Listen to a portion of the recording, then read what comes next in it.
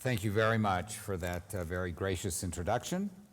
I am deeply honored and thrilled, actually, to be with you this evening, and must begin by expressing my great gratitude to the School for Advanced Research and the Ralph T. Koch Foundation for inviting me to discuss a subject near and dear to my heart, and to all museum directors who bother to think seriously about what it is they actually do, namely, the exploration of narrative in all its complexity and meaning.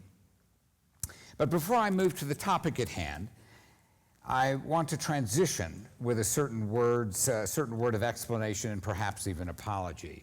I recently mentioned to a good friend of mine here in Santa Fe, who is sitting in the audience tonight, that I look forward to being in the land of enchantment soon to deliver this lecture. She answered in so many words, "Well, dear, your visit is all very lovely, but you are just like all the rest of those Washington lawyers you used to hang out with. You lied to us.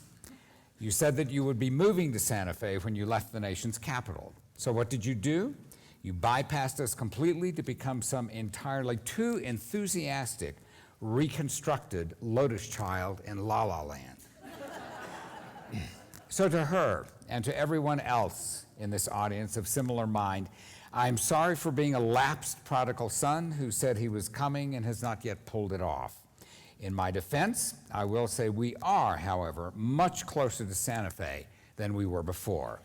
And so I rather think of myself as at least a quasi-homeboy, and I hope you'll accept me as such. I've entitled my presentation tonight, "Telling the Stories of the American West, the New Frontiers of Narrative." You should not be surprised by my specific focus, hopefully, since I took up professional residence in telling stories and weaving narratives in museums almost a quarter century ago and have thrived there in blessed happiness ever since.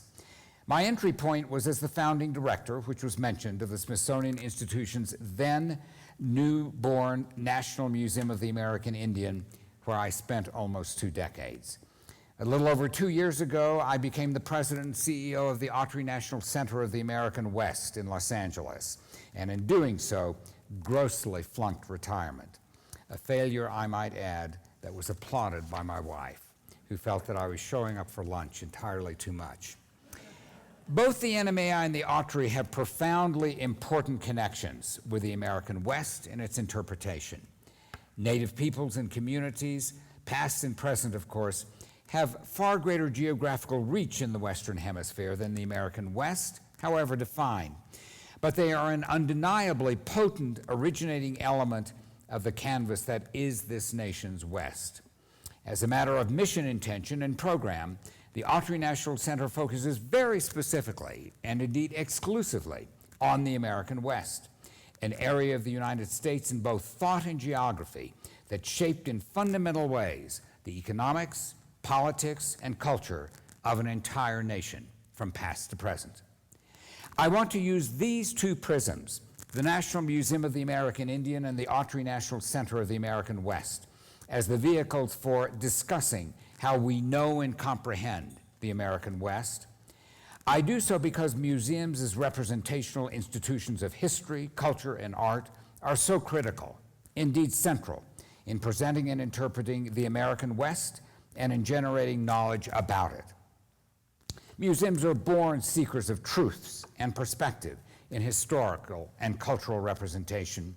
Their methodologies of interpretation have everything to do with how we see and understand more perfectly the American West in all its complexity and multiple truths. So I would like to take a stab at weaving my journey of a generation in America's museum community together as a means of understanding the experience of the American West. My point is not what could be, God spare us all, a self-indulgent personal biography, but instead as a means of reflecting on what I consider the evolutionary path, not always easy, but I think consistently profound, of museums over the past generation in reforming, indeed transforming, how they describe American Western history and cultural experience. Let me describe briefly our walk together this evening. Before describing the Autry, I will take a step back initially to the National Museum of the American Indian, the institution where I worked before coming to the Autry. I want to discuss how in our innocence, with intention, we saw that beloved native place on the National Mall as the museum different, almost an anti-museum, to be honest, in its studied reformation of the relationships between Native America and museums. Second, I then want to focus on the Autry itself. It has baseline similarities in approach to institutions like the NMAI, but I believe represents a further step and evolution in 21st century museum practice in interpreting subjects as complicated, often conflicted, and multifaceted as the American West. Finally, I want to wrap up with the why of it all. How do both the NMAI and the Autry reflect museums in this century that is different from what those institutions have been in the past, especially as they relate to subjects like the American West? I believe both have had important, indeed seminal, and enduring impact on all museums, what they will do and how they will define themselves in creating knowledge in the 21st century. So first to the National Museum of the American Indian, created by the United States Congress in 1989. The NMAI, in cultural origin and intellectual spirit, was a potent adjunct of the powerful phenomenon of multiculturalism that occurred in the United States in the late 1980s and 1990s. In the museum community, this movement frequently assumed the institutional form of the ethnic-specific museum, and thus was born the NMAI. By stated mission, board policy, and programmatic design, its intentions were explicit from incipiency. The cultural authenticity and knowledge authority of Native peoples was to be encouraged, respected, and empowered. Professor Claire Smith, a distinguished Australian archaeologist whose work and scholarship have been primarily with the indigenous communities of that country, confirmed these intentions in a review written shortly after the principal public facility of the NMAI opened on the National Mall in Washington in 2004. In deciding to create a museum, she wrote, in which Native Americans tell their own stories, unfettered by the interpretive lens of the dominant society, the NMAI has realized its potential to provide unprecedented richness in interpretation and to offer rare insights into the lives of Native peoples. New vistas, directed by indigenous eyes, are opened to the public. The empowerment of new voices, however, she continued, also can involve a diminution of the authority of established voices. By widening the concept of authority to include the voices of indigenous peoples, many of whom feel they have been silenced too long, the NMAI, either intentionally or inadvertently, challenges the position of non-indigenous peoples as authorities on indigenous cultures. Fundamental paradigm shifts, such as she describes, will not be taken lightly, particularly among critics whose museological and intellectual paradigms emanate from more conventional origins. When the NMAI opened in the National Mall in 2004, I think we heard from every one of them in triplicate. This community of museums critics often see culturally inclusive museums as permitting and even encouraging the entrance of hordes of the intellectually unwashed into the very halls of the museum as temple, a previously exclusive and sacred preserve. But at the risk of indelicacy, let me be blunt about the matter. For sound reasons, those critics already have lost this pitched cultural and intellectual battle, and they know it, however much they continue to protest, pretend, and resist.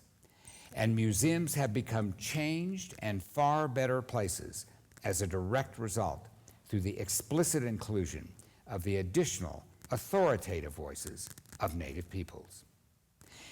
That outcome brings me directly to the second part of my remarks this evening, the Autry National Center of the American West.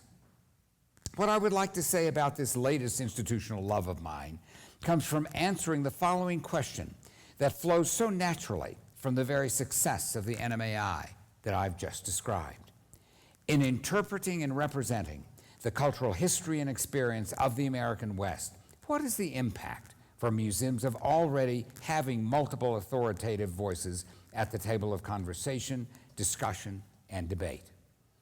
I think that the results are profound, as well as enlarging, enlivening, and enriching for a variety of reasons.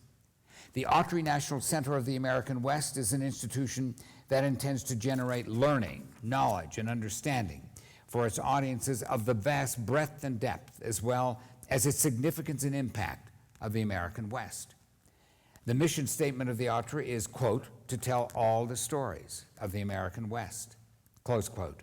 That beguilingly simple declarative sentence masks genuine complexity in a museum that seeks to interpret a very culturally diverse part of the United States that more than any other has had a substantial and enduring impact on the politics, economics, and culture of an entire nation. The Autry always has intrigued me because I saw it in potentially transformational ways as the next step, a third wave, to follow the NMAI's first two steps as an essentially colonial museum and institution when it was the old High Foundation Museum of the American Indian in New York, and then as an anti-colonial museum of cultural history and experience when it became the National Museum of the American Indian in Washington, D.C. As an ethnic-specific museum, the NMAI remains a supreme exemplar of the categorical or vertical cultural institution that grew up in the late 20th century as diverse cultural communities, Native, African American, Latino Latina, Japanese American, and others in the United States made their way and on their own terms into museums. But an institution like the Autry, I felt, was the next logical step in this progression that began with ethnic-specific museums. And why? The Autry is, by contrast, a horizontal rather than vertical model of cultural interpretation and representation. In a respect, it assumes, even though still a work in progress, the established presence of diverse and authoritative cultural voices at the table of interpretation that the NMAI and other institutions like it strove to achieve and frequently did with great success. The Autry's mission, as previously stated, is to tell not one, but all the stories of the American West. That aspiration requires that the Autry attempt the complex, often nuanced and subtle task of weaving, indeed interweaving, those stories together by analyzing and interpreting the points of engagement, sometimes harmonious and quite often not, but always important, that make up the cultural history and experience of the American West. In other words, the institution's purpose, in an important and defining sense, is intercultural rather than multicultural. And why has this evolution, why is it so important as a matter of museum mission and presence at the Autry? I believed it to be so for any of several reasons. First, cultural history and contemporary experience interpreted in this way address those subjects in the manner they were and are actually lived. We natives believe correctly that we were first in time among the communities constituting the cultural pluralism that is America. But the fact is that we have all lived together for the better part of 5 centuries, not culturally separate, and instead with full-bore interactivity, good or bad, for the entire period. Second, using this interpretive approach to cultural history allows museum learning to reach what I believe are often the defining interstices, a fancy polysyllable that simply means the in-between areas of cultural history. In those interstitial areas of cultural history and associated truth and associated human engagement sit multiple insights and truths that not only are generally worth knowing, but more specifically inform museum audiences far more fully and accurately about the past, present, and future, the why and the whence of the culture and arts in this great country of ours. Let me now bring these lofty aspirations and abstractions about museology and interpretive methodologies back to earth through several specific examples with selected associated visuals. They come to us in the form of the exhibits that sit right now or have in the very recent past at the Autry. The Autry's critically acclaimed special exhibition, Floral Journey, Native North American Beadwork, which came down only within the past week, serves as prime exemplar of what I am saying. The spectacular art exhibition, drawn primarily from the remarkable collections of the Autry that were once part of the Southwest Museum of the American Indian in Los Angeles, seemed on its beautiful surface a presentation of native beadwork treasures, and it is, of course, that. But the Autry's approach to interpreting the material was far more complex, multifaceted, and expansive. In one sense, the art is ethnically specific and monocultural. It is about a form of art as beadwork design that developed, flourished, and primarily in the 19th and 20th centuries, ultimately spread across the entirety of what is now the United States, moving from west to east. But at its core, Floral Journey was a far more complex undertaking in museum interpretation. It is a story, both tragic and triumphant, about art and history and their intersection. It is evidence of intercultural interplay between skilled native artists who used beads that originated in Eastern Europe as their medium to create art in eye-dazzling design forms that both originated in their own history and experience and in related designs that came to them from Victorian America. It is, however, in addition to being art by any creditable aesthetic criterion, also a compelling internal-external, inside-outside documentation of native cultural resistance, as expressed in art during perhaps the nadir of native cultural experience during the later 19th and early 20th centuries. In these objects, and this a direct contribution of the Autry's part, on the Autry's part to important new and original scholarship, said a poignant and eloquent story about how native peoples in visually coded language held fast to values, traditions, spiritual practices, cosmology, and history that had defined for them for the millennia, and for that matter, still do. Let me offer as a second example of the Autry's horizontal and intercultural approach to interpretation the current core and ongoing exhibit, Art of the American West. It opened 2 years ago as a major reinstallation of our art galleries within months after I had arrived at the Autry. Its authenticity as a genuinely intercultural approach to interpretation is evident in its departures from conventional canons of Western art history. In other words, in what it does and does not do. It does not focus on a singular category of objects or on a particular medium. Chronology has no place in any part of the exhibition, and it mixes present and past throughout. It makes no distinction and uses no conventional Western art history hierarchies as divides among craft, low art, or high art. What it does do is equal affirming of important intercultural departures from Western art history norms to museum representation, in museum representation.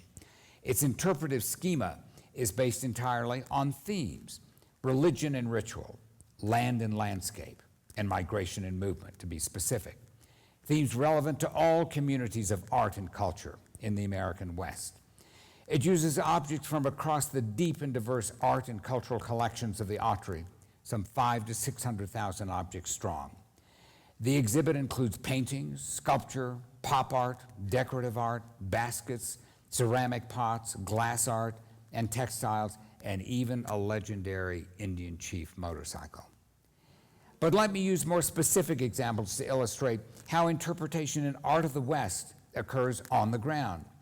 The first illustration appears in the religion and ritual section of the exhibit, where the intention was to show the emergence of religious imagery in colonial New Spain and its role in disseminating that imagery and its associated ideals. Alonso Cano's Saint Sebastian, a 17th century crucifixion painting from the collections of the former Southwest Museum of the American Indian, represents this ideal in pure and straightforward form. But the contemporary artist, Paul Pletka's 2008 Tears of the Lord, shows the adaptation and appropriation of religious imagery especially the Aztec cross and the crucifixion that are the visual centerpiece of the painting. They are powerful images that morph and take on newer, more regional and empowering associations in the hands of regional and contemporary artists. But the Pletka painting goes beyond the purely art historical, and like many of the beautiful beaded objects in the Floral Journey exhibit, carries substantial cultural import and messaging.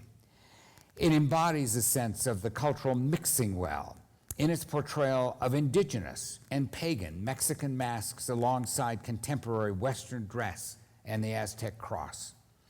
In the indifferent response of the indigenous dancers in Western dress at the front of the Aztec cross to the religious vision in their midst, a sense of ambivalence, indeed tension, created by the imposition of one religion and cultural system on another, also is apparent. An ambivalence that began centuries ago and persists to this very day in Native life and culture throughout the Americas. Let me cite a second illustration from the land and landscape thematic area of Art of the West. These assembled objects include a classic panoramic photograph, which regrettably lies flat, and you can't see it very clearly here, which is called Dana Point, a painting by a non-native artist entitled Illinois Flatscape, which sits sort of in the middle of the frame, a Navajo artist painting entitled Canyon Lake 3, which sits to the left of the frame, a Navajo weaver's contemporary weaving of a mesa landscape, which regrettably, again, sits fairly flat, and you can't see it very well. And then finally, in the right of the frame, a quilt created by a member of the Hmong community in Los Angeles. These art objects speak directly, from an art historical standpoint, to the ways land and space are organized within a two-dimensional surface, and how they vary. The photographic panorama, the non-native artist's aerial view of landscape with its highly articulated and geometrically organized fields, roads, and man-made structures. The Navajo artist's almost complete abstraction of landscape with an intensity of purely organic line and form. And the Hmong artist's narrative quilt that tells the story of a tragic and harrowing escape from war in Southeast Asia to comparative safety in Los Angeles. The second insight is far more, and profoundly so, cultural, namely how different cultures, in this case Native, Anglo, and Southeast Asian, use contrasting methods to say something about the cultural community's relationship to and experience with the land itself. In short, these art objects, in addition to their dazzling aesthetic qualities, carry substantial cultural comparatives and messaging that tell us much about the abiding complexity and intercultural experience through time in the American West. And the final illustration, a second special exhibit that closed this January. It almost broke my heart. It was incredibly popular with our audiences, entitled Route 66, The Road and the Romance. That exhibit addresses the American Mother Road. Many of us have traveled between Chicago and Santa Monica. I was a constituent of Route 66 almost every other summer between the ages of 6 and 18, as my family moved between Oklahoma and California, visiting relatives in the West during summer holidays. The Mother Road had plenty of romance. The physical geography and topography, from the Great Plains to the red rock high desert to the mountains of the sand and sea, was enrapturing, even from the back seat of an unair-conditioned 1950 Ford. The ethnic and cultural slices of America were a rich stew. Anglo farmers and ranchers, Native peoples, Hispanics and Latinas, Japanese Americans and Chinese Americans. Beneath this beautiful and glossy piece of Americana, however, sat an underbelly of the Mother Road that was anything but romantic. During the Dust Bowl of the 1930s, many refugees traveled to California seeking a better life and employment in the promised land of the Golden State, only to be turned away at the California state line by the Bum Blockade in 1936, which was comprised of 136 Los Angeles police officers at 16 major entry points to the state. The use of force, intimidation, and arrest were all too common tactics until a number of politicians and newspapers questioned the very legality of that campaign. On a far more personal note, I remember vividly an incident that happened to my own family in the early 1950s during one of the summer trips to California. We had stopped for the night in Tucumcari, New Mexico, and at a motel that had a swimming pool. My younger brother and I were thrilled beyond words. My Southern Cheyenne father and non-native mother had gone into the motel's office to register for a room since the vacancy sign was up, while my brother and I, sub-teenagers at the time, waited with breathless anticipation in the car. In a few minutes, my parents emerged, and I could tell my mother was furious, with my dad doing his best to calm her down. The long and the very short of it, when the desk clerk saw my quite obviously native father, the vacancies at the motel suddenly evaporated. As Hampton Sides, author of Blood and Thunder, observed recently, history, real history, is messy and fraught with contradictions. As a very young boy, I stumbled across one of them in Tucumcari, New Mexico, and the Land of Enchantment on America's famed Mother Road. And that statement segues into the third and final point I wish to explore in my remarks this evening, namely the longer range implications of everything I have discussed tonight for the future of all museums in the 21st century.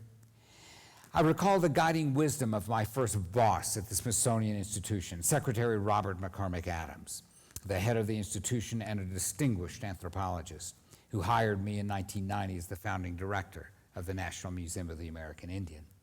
In describing his aspirations for the NMAI, he declared the following: "This is a national museum," he said, "that takes the permanence, the authenticity, the vitality, and the self-determination of Native American voices as the fundamental reality it must represent. We move decisively," he continued, "from the older image of the museum as a temple with its superior self-governing priesthood to a forum committed not to the promulgation of received wisdom, but through the encouragement of a multicultural dialogue." The Secretary described perfectly the National Museum of the American Indians' raison d'etre, and even more important, intimated the next step, the third wave of the Autry that I referred to earlier. Namely, his multicultural dialogue is not more than a half step away from museum interpretation and representation that becomes truly, in all respects, intercultural.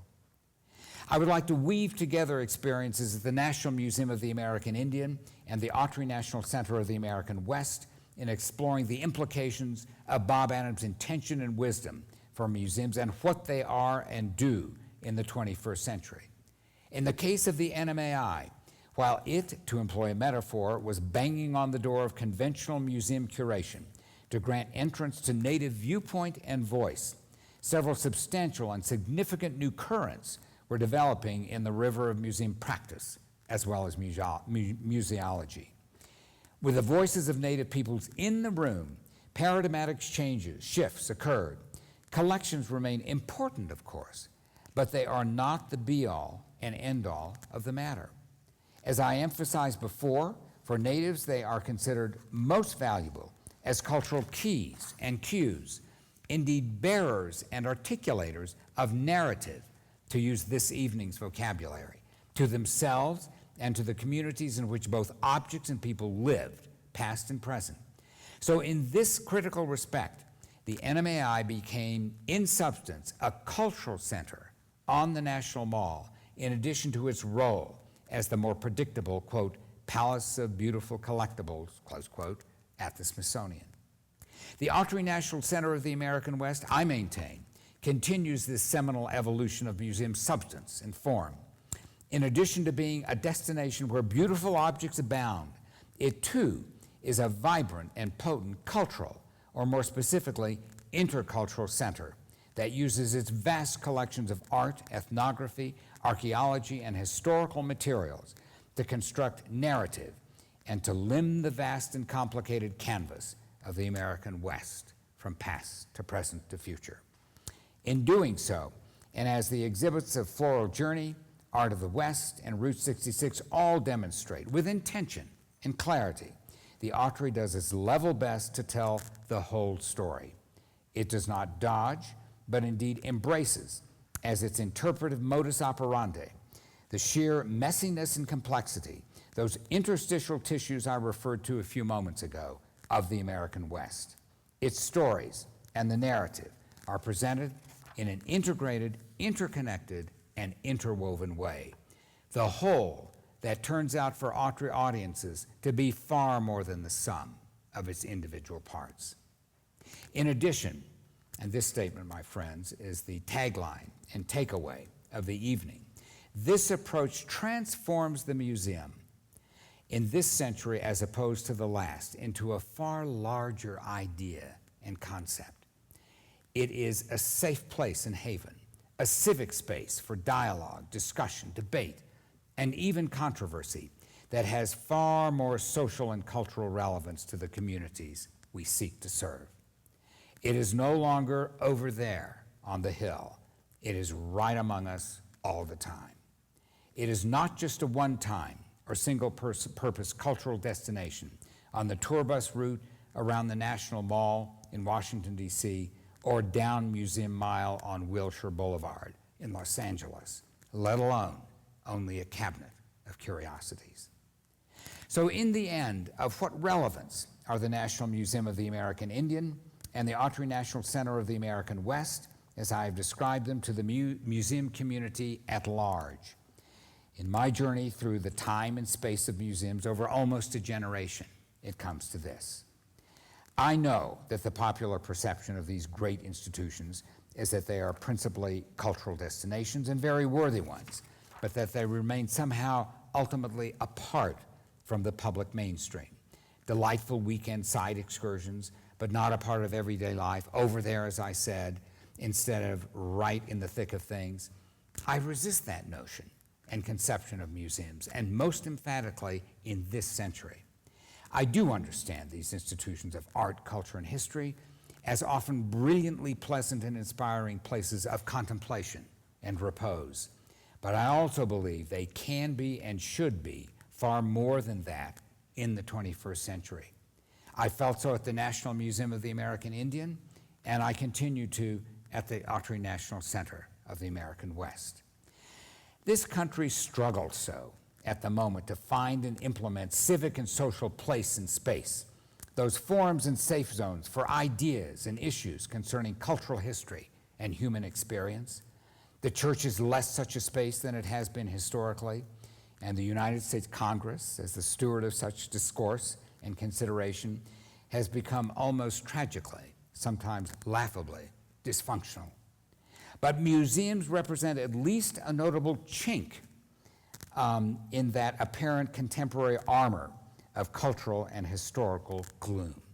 In my view and experience, museums is counterpoint to that trend.